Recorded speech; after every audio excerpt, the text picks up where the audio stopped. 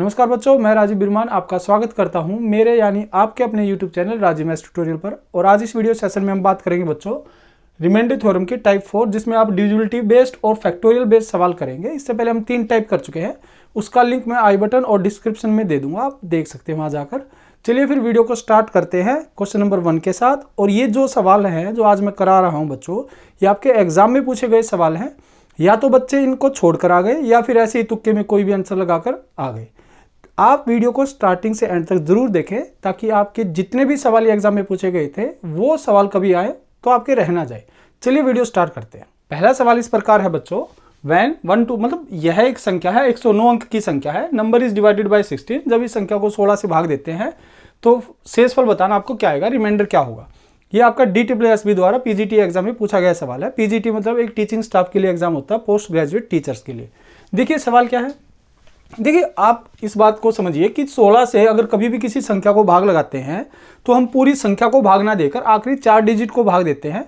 वहां से जो रिमाइंडर आएगा पूरी संख्या से भी वही रिमाइंडर आएगा। ये हम डिविजिबिलिटी पार्ट में पढ़ चुके हैं। अगर आपने अभी तक नहीं चेक किया है तो जाकर डिविजिबिलिटी पार्ट जरूर चेक कीजिए, मैंने कंप्लीट वहां पर डिविजिबिलिटी आपको पढ़ाया है। देखिए सवाल में क्या करना है, आपको आखिरी 4 डिजिट निकालनी है इस नंबर की।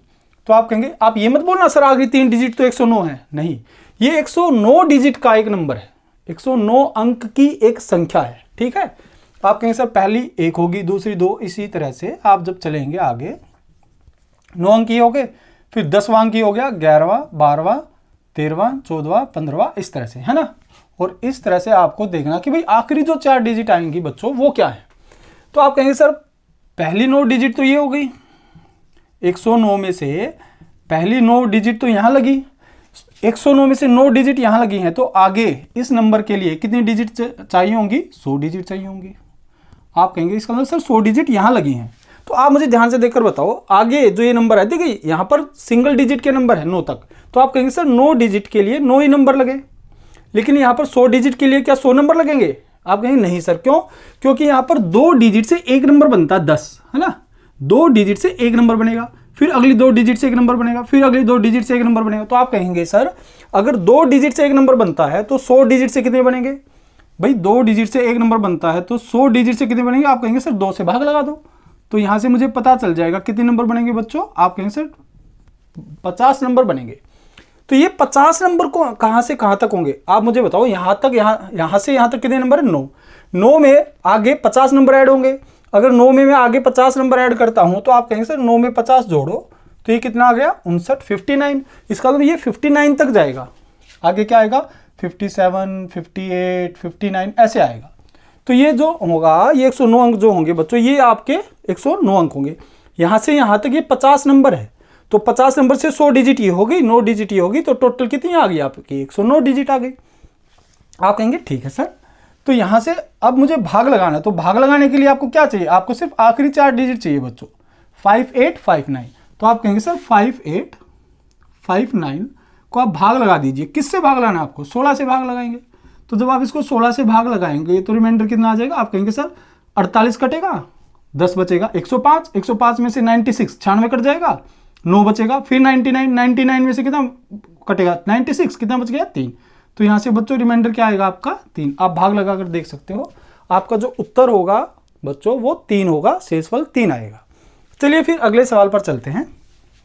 कहता कि व्हेन दिस नंबर, ये कंप्लीट एक नंबर है, ठीक है, एक संख्या है, इज डिवाइडेड बाय 9, इसको 9 से भाग दिया जाता है, तो आपको बताना रिमाइंडर क्या आएगा। ये आपका UPSI 2017 में पूछा गया सवाल है। आप कहेंगे ठीक है सर। अब आप मुझे एक बात बताएं, जब कभी भी किसी संख्या को 9 से भाग लगाया जाता है बच्चों, तो आपको पता होना चाहिए, हम ये चेक करते हैं कि उस संख्या के सभी अंकों का जोड़ कितना है। अगर वो जो संख्या के अंकों का जोड़ आएगा, सम ऑफ डिजिट आएगा, अगर वो 9 से पूरा कट गया तो इसका मतलब संख्या पूरी कट गई। अगर कुछ बच जाता है तो फिर वही रिमाइंडर होगा। देखिए आप कहेंगे सर फिर हम इसके सम ऑफ डिजिट निकालेंगे। तो सम ऑफ डिजिट निकालने के लिए आपको क्या करना है बच्चों? आप ये कहेंगे सर इस तरह से, भाई 2 + 0 + 1 + 2, ऐसे तो बहुत मुश्किल हो जाएगा। तो आप इस नंबर को कुछ इस तरह से देखिए कि भाई ये एक संख्या 201, फिर 202, 203, कंप्लीट एक नंबर है बच्चों। लेकिन मैं इस नंबर को कुछ इस नजरिया से देखता हूं कि भाई ये 201 है, 202 है, 203 है, ये 204, और इसी तरह से नंबर बनेंगे और लास्ट में क्या आएगा? 260। जब आप सम ऑफ डिजिट निकालने चलेंगे बच्चों, सम ऑफ डिजिट्स आप जब निकालने चलेंगे इस नंबर की, कंप्लीट नंबर की, तो आप कहेंगे सर ये एक तरीके से 3-3 डिजिट के नंबर है, और 3 डिजिट के नंबर में जो 100 प्लेस पर, भाई 1 प्लस 10 प्लस 100 प्लेस, इकाई दहाई सैकड़ा, जो सैकड़े के स्थान पर है, जो आपका 100 प्लेस पर है, वो क्या है, 2 है। तो यहां पर जो 2 आएगा, 2 comes in 100 place, in 100 place, वो कितनी बार आएगा, आप कहेंगे सर 2 × 60, इतनी बार आएगा।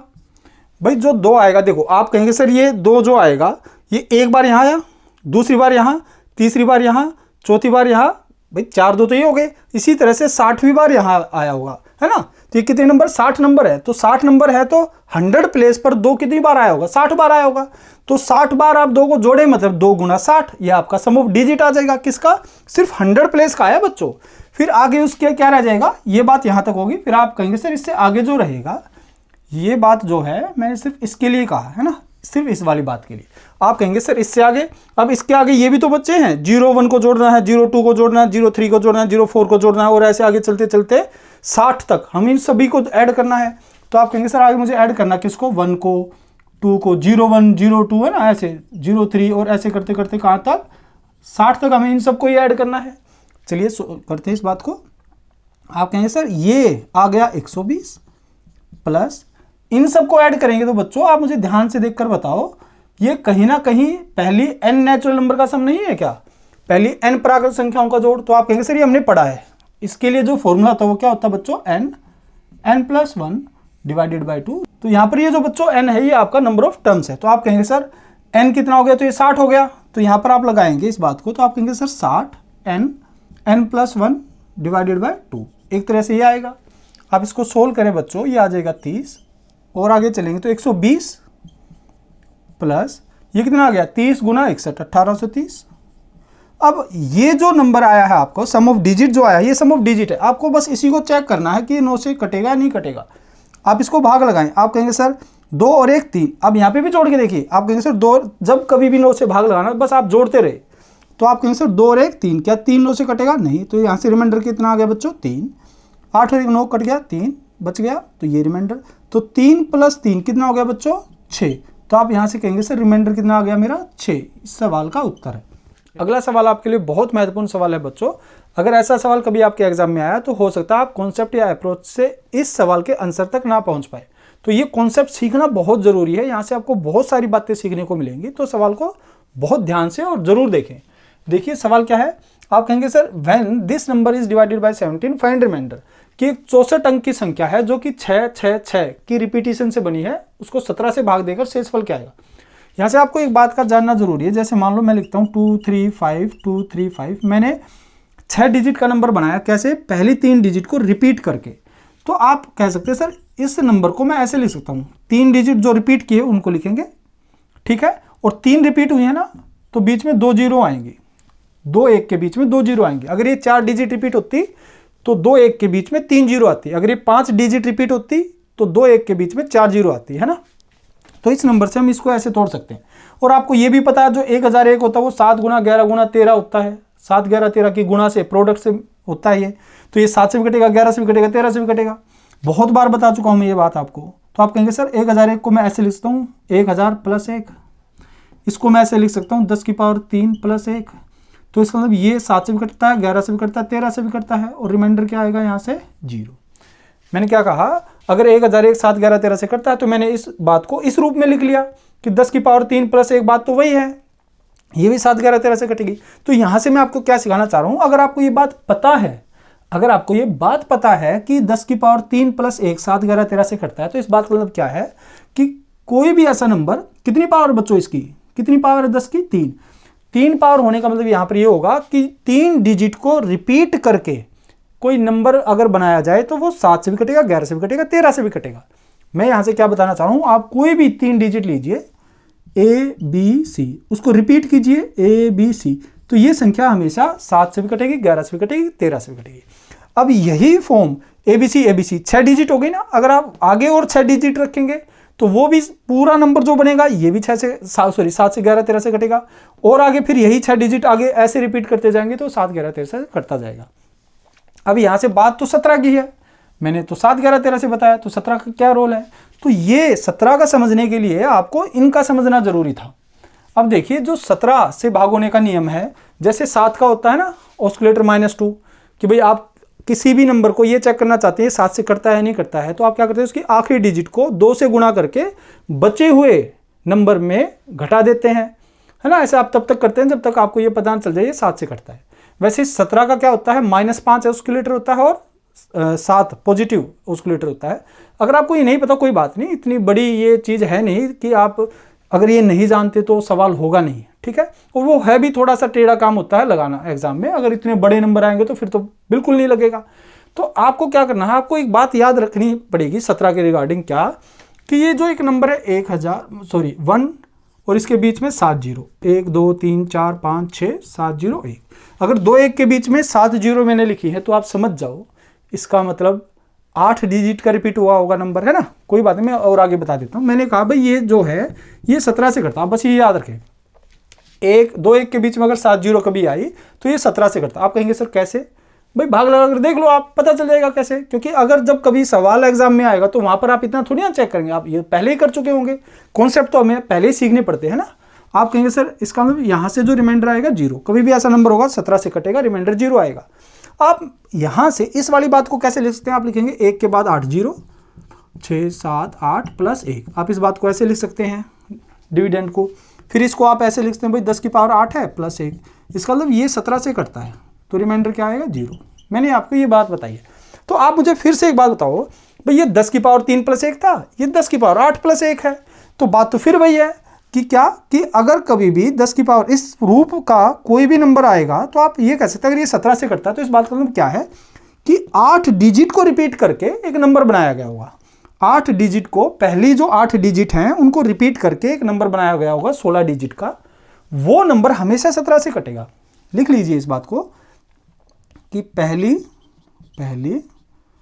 8 डिजिट्स को रिपीट करके जो 16 डिजिट्स का नंबर बनेगा वो हमेशा 17 से भाग होगा।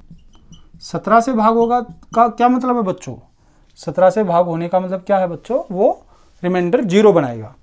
अब बहुत सारे बच्चे हैं जो इस बात को ना समझ पाए होंगे, तो कोई बात नहीं, मैं उनको एक बार फिर से समझा देता हूँ। ये वाली बात ये किस बात को बताती है, देखिए मान लो मैंने एक नंबर लिया, क्या 1 2 3 4 5 6 7 8, ये 8 डिजिट है, कोई भी 8 ले सकते हो, पहले नहीं कोई भी 8 ले सकते हो, कोई जरूरी नहीं है कि ये लगातार हो, कोई भी 8 डिजिट जो आपने यहाँ पर ली है, अगर वही 8 डिजिट, ये जो 8 है, अगर आप यही 8 डिजिट आगे लिख देते हैं तो आप कहेंगे सर ये 16 डिजिट का नंबर बन गया।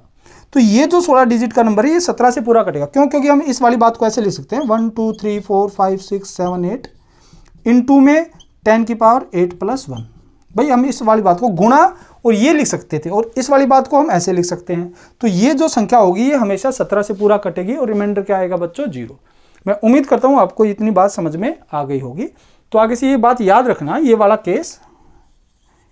केस याद रखना बच्चों आपको कि 10 की पावर 8 प्लस 1 हमेशा 17 से भाग होता है। तो इस बात का मतलब ये होगा कि कोई भी 8 डिजिट लेकर आप रिपीट करके जो नंबर बनाएंगे 16 डिजिट का, वो हमेशा किससे भाग होगा? 17 से भाग होगा। तो आप मुझे बताएं इनकी अगर जो मैं पहली first 16 digit can be written as, कैसे लिख सकते हैं? आप कहेंगे सर 6 6 6 3 3 6 7 और 1 8 डिजिट ये होगी। जो 16 डिजिट आई होंगी उनको भाई 8 ये कॉमन मतलब इस तरह से तोड़ेंगे भाई 8 6 बार और ब्रैकेट में 10 की पावर 8 प्लस 1 ऐसे लिखेंगे। भाई आप इसको 2 बार लिखेंगे, फिर जब उसको तोड़ेंगे तो ये आ जाएगा दिस इंटू दिस, और इसको हम ऐसे लिख सकते हैं, है ना। अब आपको ये डायरेक्ट याद रखनी पड़ेगी। तो आप कहेंगे सर इसका मतलब ये, देखिए मैं एक बार फिर लिख देता हूँ, कोई बात नहीं, आप इसको ऐसे लिख पाएंगे 1 2 3 4 5 6 7 और 1 ऐसे लिख पाएंगे। फिर इस बात को आप ऐसे लिख लेंगे कि 1 2 3 4 5 6 7 8 प्लस 1। फिर आप इस बात को ऐसे लिख लेंगे 10 की पावर 8 प्लस 1, और आपको पता है ये 17 से पूरी भाग होती है, तो यहां से रिमाइंडर क्या आएगा बच्चों 0, यहां से रिमाइंडर कितना आएगा 0 आएगा। तो पहली 16 डिजिट जो है, फर्स्ट 16 डिजिट जो है बच्चों, वहां से रिमाइंडर कितना आ रहा है 0, और जब पहली 16 डिजिट को भाग लगाएंगे तो रिमाइंडर 0 आएगा। तो आगे कितनी बची, आप कहेंगे सर 64 में से रेस्ट कितनी बची, आप कहेंगे सर रेस्ट जो 48 डिजिट्स हैं, रेस्ट 48 डिजिट्स आर ऑल्सो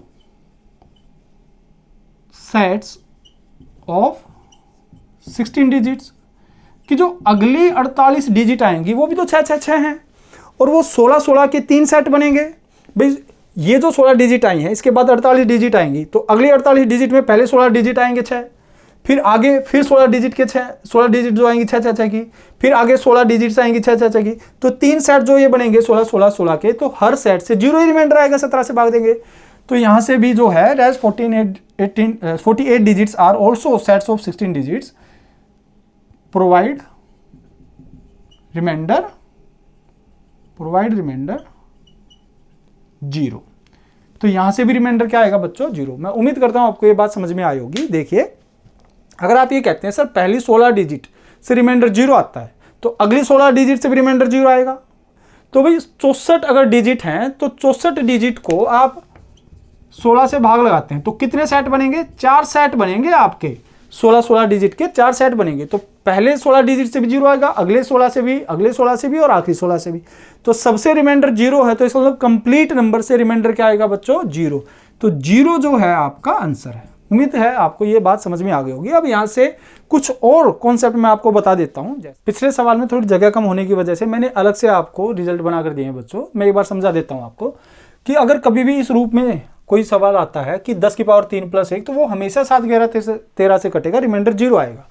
10 की 6 माइनस 1 भी ये 7 11 13 से कटता है, और इसी तरह से ये भी 7 11 13 से सभी कटते हैं। आपको ये याद कैसे रहेगा, देखिए ये 10 की पावर 3, जो इसकी पावर है वो 3 है, ये भी 3 का मल्टीपल है, ये भी 3 का मल्टीपल है, जो पावर है वो सारी 3 का मल्टीपल है।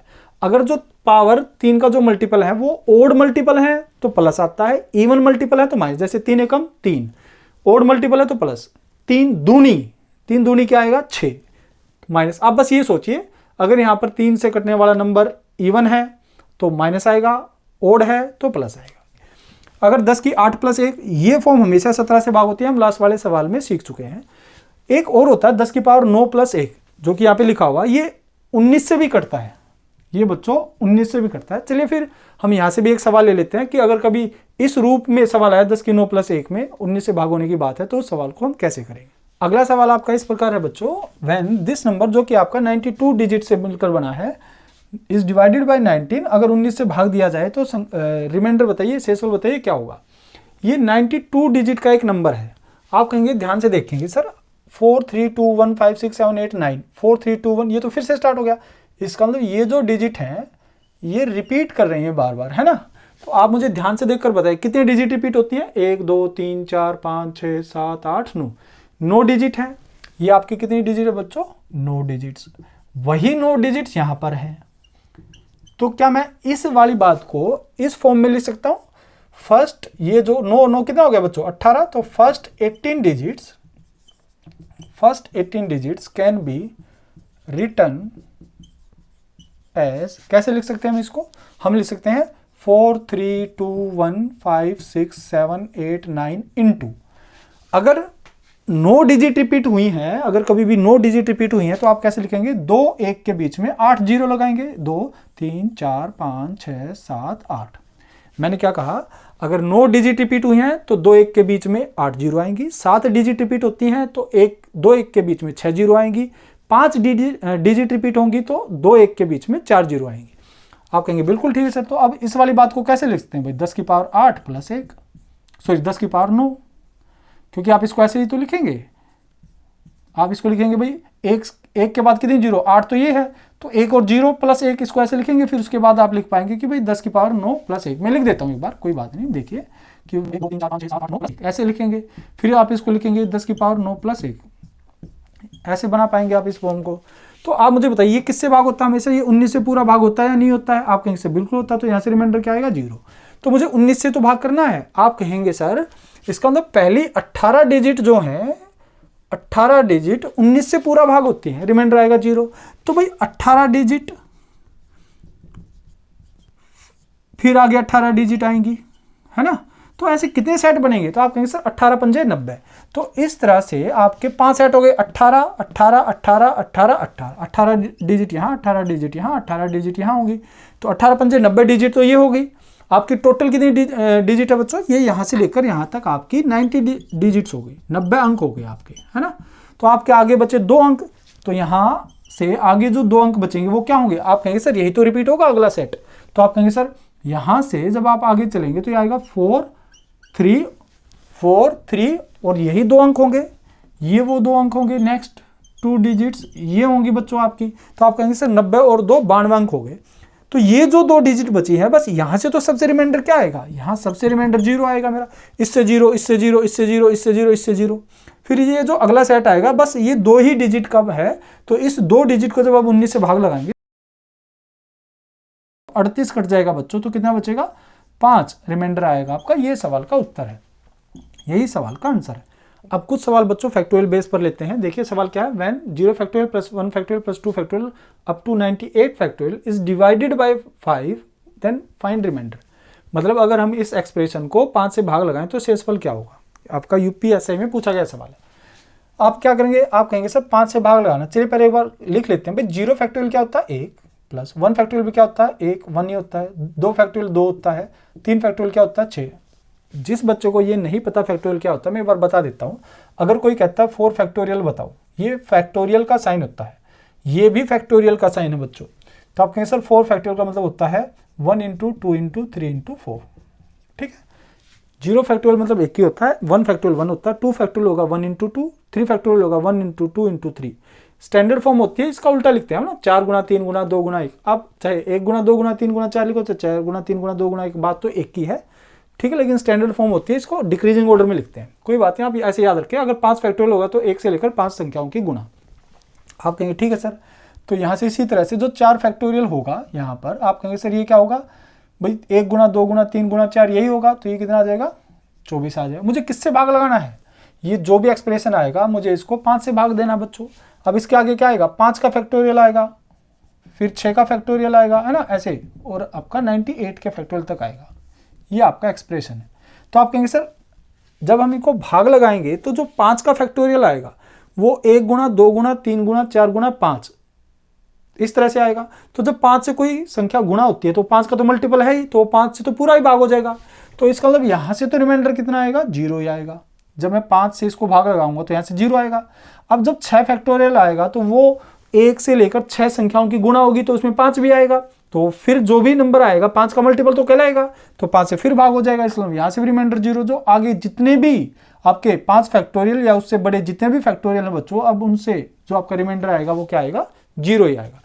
अब यहाँ से देख लेते हैं। तो आप कहेंगे सर इसको एक बार देख लीजिए, अगर मैं इसको भाग लगाता हूँ तो 1 ही आएगा, इससे भी 1 रिमाइंडर आएगा, इससे 2 रिमाइंडर आएगा, इससे कितना आएगा बच्चों, अगर मैं 6 को 5 से भाग देता हूँ तो आप कहेंगे सर 1 रिमाइंडर आएगा।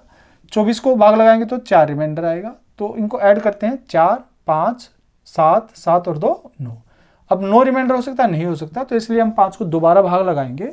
तो आप कहेंगे सर यहाँ से जो रिमाइंडर आएगा मेरा वो कितना आ जाएगा, 4। 4 इस सवाल का सही आंसर है।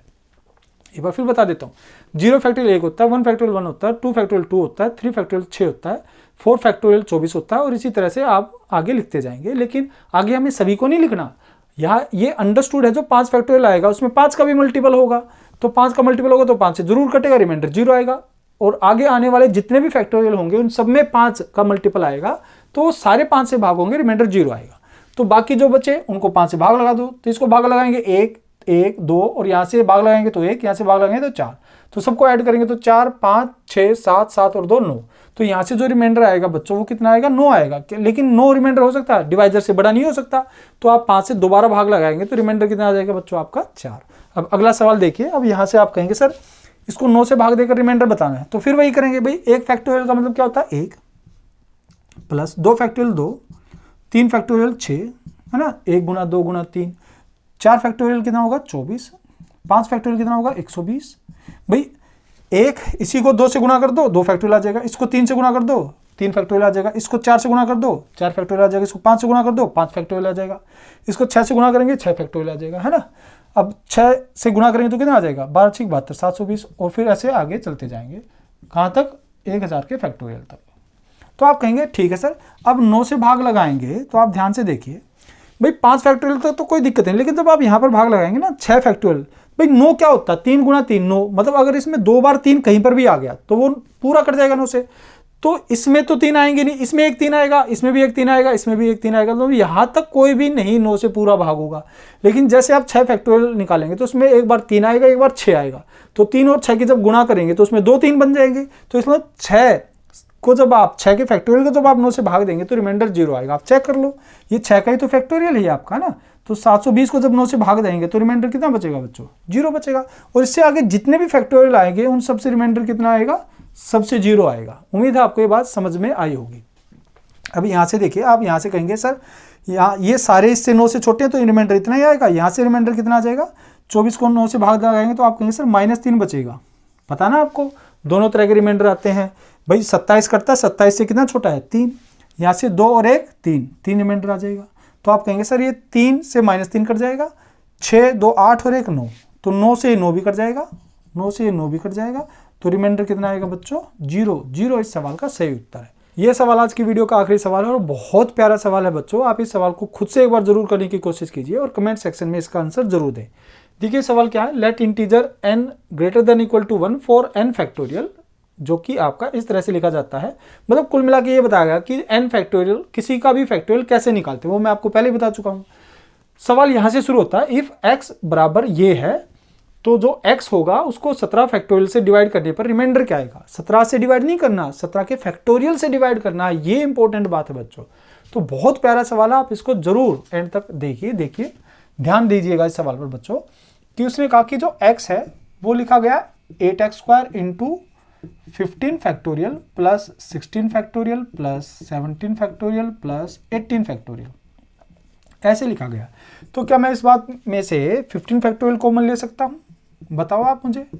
क्या मैं यहाँ से बच्चों 15 फैक्टोरियल कॉमन ले सकता हूँ? आप कहेंगे बिल्कुल सर, क्योंकि ये तो है ही 15 फैक्टोरियल, और ये जो है आप इसको ऐसे लिखेंगे ना भाई 16, आप किसी भी जैसे 3 फैक्टोरियल आप इसको ऐसे लिखते हैं 3 गुणा 2 गुणा 1, 4 फैक्टोरियल तो आप इसको लिखोगे 4 गुणा 3 गुणा 2 गुणा 1, है ना, ऐसे लिखते हैं। क्या मैं 4 फैक्टोरियल को ऐसे लिखता हूँ 4 गुणा 3 गुणा 2 गुणा 1, तो मैं 3 गुणा 2 गुणा 1 को मैं डायरेक्ट ऐसे भी तो लिख सकता हूँ 3 फैक्टोरियल, बात तो वही है। तो आप इसको लिख सकते हैं 16 गुणा 15 फैक्टोरियल, ये 17 गुणा 16 गुणा 15 फैक्टोरियल, और ऐसे ही 18 गुणा 17 गुणा 16 गुणा 15 फैक्टोरियल। तो आप कहीं से ले लीजिए, तो यहाँ से क्या बचेगा 1, यहाँ से बचेगा 16 इंटू 15 फैक्टोरियल, 15 फैक्टोरियल बाहर आ जाएगा, प्लस यहाँ से बचेगा 17 गुणा 16, प्लस यहाँ से बचेगा 18 गुणा 17 गुणा 16, और जो 15 फैक्टोरियल है वो बाहर आ जाएगा। यहाँ से फिर आप कहेंगे सर ये 16 प्लस 1 ये 17 ही हो गया, ये क्या हो गया बच्चों, ये 17 ही हो गया। यहाँ पे 17, यहाँ पे भी 17, यहाँ पे भी 17, तो सब में से 17 भी कॉमन आ सकता है, 17 फैक्टोरियल नहीं 17। तो आप कहेंगे सर लिखिए 8 का स्क्वायर 15 फैक्टोरियल इंटू 17 भी बाहर आ गया, तो अंदर क्या बचा भाई 17 बाहर आ गया, तो 1 प्लस इसमें से 17 बाहर आएगा 16, प्लस इसमें 17 बाहर आएगा तो 16 गुना 18, 16 गुना 18, 18 गुना 16 आप कैसे लिखिए, उससे कोई फर्क नहीं पड़ता। तो अब आप यहाँ से क्या कहेंगे, देखिए ध्यान से देखिएगा बच्चों, आप कहेंगे सर 15 फैक्टोरियल है ये, मैंने इसको पहले लिख लिया। अच्छा जो 8 का स्क्वायर है मैं इसको ऐसे लिखता हूँ 8 गुणा 8, भाई 8 का स्क्वायर क्या होता है बच्चों, आप कहेंगे सर 8 का स्क्वायर होता है 64। क्या 64 को ऐसे लिखा जा सकता है 16 गुणा 4, भाई लिखा जा सकता है हाँ या ना, बिल्कुल लिखा जा सकता है। तो मैं 8 के स्क्वायर को ऐसे लिखता हूँ भाई 16 गुणा 4, तो 4 में लास्ट में ले लेता हूँ ना, इधर इसको एक बार फिर से लिख लेते हैं।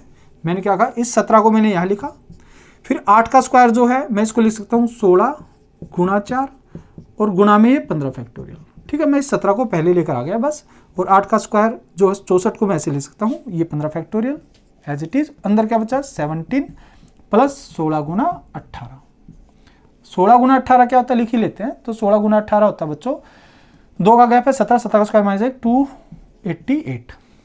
ये कैसे एकदम से मैंने बताया, ये जब हम सिंप्लीफिकेशन करेंगे वहाँ पर सारी बातें आपको सिखाएंगे। तो आप कहेंगे सर यहाँ से 17 आ गया गुना 16 आ गया, इस 4 को मैं बाद में रखता हूँ, और ये कितना आ गया 15 फैक्टोरियल, और ये जो आ गया ये कितना आ गया, अच्छा गुणा 4 और गुणा में ये कितना 305। अब मुझे इसी को, ये जो x है, मुझे इस x को ही भाग लगाना बच्चों, किससे, 17 फैक्टोरियल से। किससे, 17 फैक्टोरियल से मुझे भाग लगाना है। तो आप मुझे ध्यान से देखकर बताएं, ये जो है बच्चों, ये जो है ये 17 फैक्टोरियल ही तो है भाई। 17 गुना 16 गुना 15 फैक्टोरियल का मतलब ही क्या है, 17 फैक्टोरियल। तो आप कहेंगे सर ये 17 फैक्टोरियल इस 17 फैक्टोरियल से पूरा कट गया, और ये सब गुणा में ही है, तो इसका मतलब रिमाइंडर क्या आ गया बच्चों, 0। अगर डिवाइजर आपका पूरा कट जाता है तो इसका मतलब रिमाइंडर क्या होता है, 0।